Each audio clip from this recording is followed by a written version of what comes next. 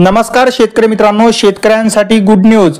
PM किसान सन्मान निधी बाबत एक महत्त्वाची अपडेट आलेली आहे। शेतकरी मित्रांनो, अपडेट काय आहे ते व्हिडिओमध्ये बघूया। भारत सरकारची प्रधानमंत्री किसान सन्मान निधी योजना देशातील लाखो शेतकऱ्यांसाठी मोठा आधार आहे। या योजनेत पात्र शेतकऱ्यांना दरवर्षी 6,000ची आर्थिक मदत थेट त्यांच्या बँक खात्यात दिली जाते। ही रक्कम 3 समान हप्त्यांमध्ये जमा केली जाते। आता शेतकऱ्यांचे लक्ष आगामी 21व्या हप्त्याकडे लागले आहे। शेतकरी मित्रांनो, 21वा हप्ता कधी मिळू शकतो यावर आता शेतकरी मित्रांनो आपण बघूया। मागील हप्ता उशिरा मिळाला होता, परंतु यावेळी चर्चा आहे की सरकार नेहमीपेक्षा लवकर निधी वितरित करू शकते। ऑक्टोबर 2025 मध्ये 21वा हप्ता मिळण्याची शक्यता आहे।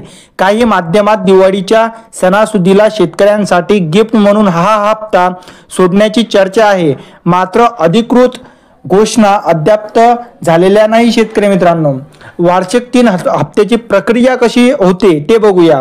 दरवर्षी पीएम किसान योजनेचे 3 हप्ते 4-4 महिन्याच्या अंतराने दिले जातात। 2025 मध्ये 19वा हप्ता फेब्रुवारी मध्ये मिळालेला आहे। शेतकरी मित्रांनो, तर 20वा हप्ता जून ऐवजी ऑगस्ट मध्ये देण्यात आलेला होता।